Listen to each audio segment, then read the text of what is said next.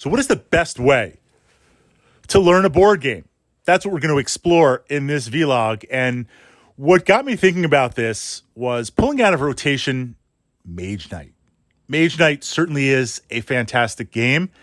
It's got some bite. It's got some tactica to it. I love the fact that it has the duality of you can kind of meta and control everything. You make those choices, you play your hand, you use your cards, you kind of recruit as you can. You control everything, resources, but at the same time, random tiles, random encounters, a lot of world building and a lot of world generation. So I find that Mage Knight is interesting, not to turn this into a Mage Knight review, but Mage Knight is interesting because by the time you really learn the rules, and by learn the rules, I mean you've gone through, I understand the rules, I understand how they work, I can play them 95% of the time. Yes, there's going to be little things you might forget or have to look up or resolve, but I've got the rules.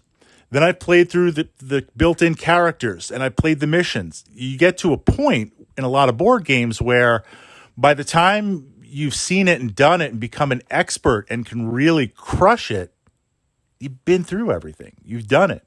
Mage Knight keeps that fun going because of the randomness, the sheer randomness. Even if we put expansions aside, the sheer randomness of the different map generation makes it a very, very exciting game. But I frame this because the Mage Knight experience one could argue, am I still playing Mage Knight correctly?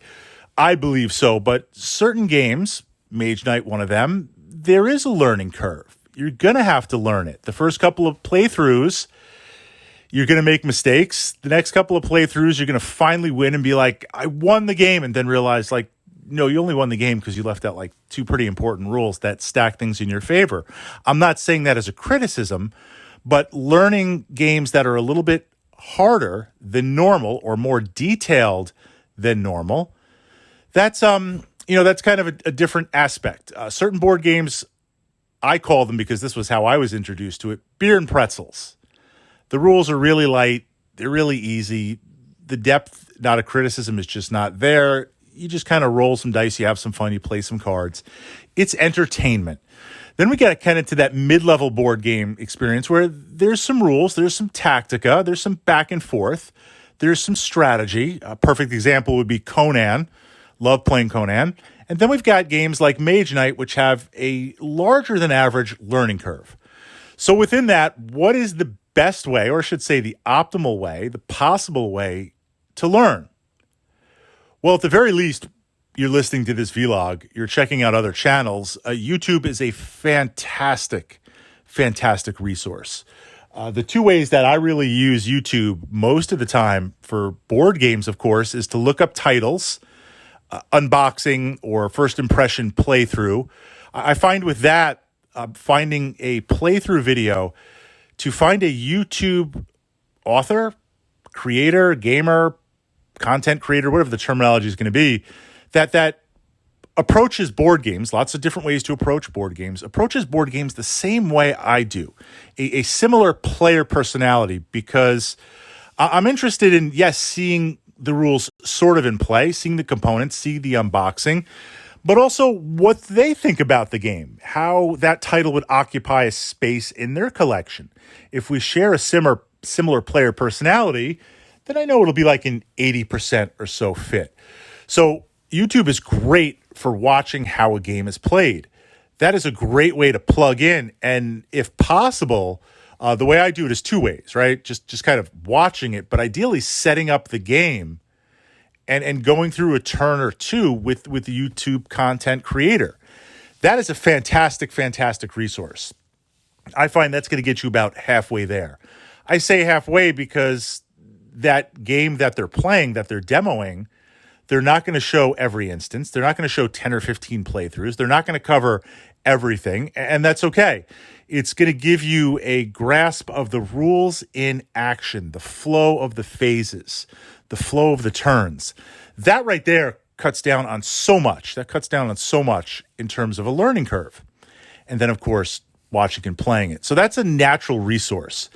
The second best way, in my opinion, or I should say the first best way, can you play the actual game? Is there someone in your gaming group or your club that plays it? Being able to play through the game with them and have them show you, have them correct you, and just kind of explore that tactica, get in a full playthrough. That's amazing if that's possible. That is absolutely amazing and another great way. The third way, of course, or perhaps the first way before we had these other resources, is to play the game. Now, in playing the game, I like tutorials. Certain tutorials are better than others, but what I try to do is as I play through the game, to not memorize all the rules, but to just try and get the flow of the game. Meaning like, okay, it's my turn. This is the action phase. I can do these 4 things. What does that mean? This is the spawn phase when the monsters come out. You flip the cards, you do the AI, you roll the dice. This is what this means happens here. This is the cleanup phase. This is what happens here. Things get reset. What happens here? I try to go through the different phases. Okay, now we switch to nighttime. What does that mean? Flip this, do that, set this. Explore that from this perspective.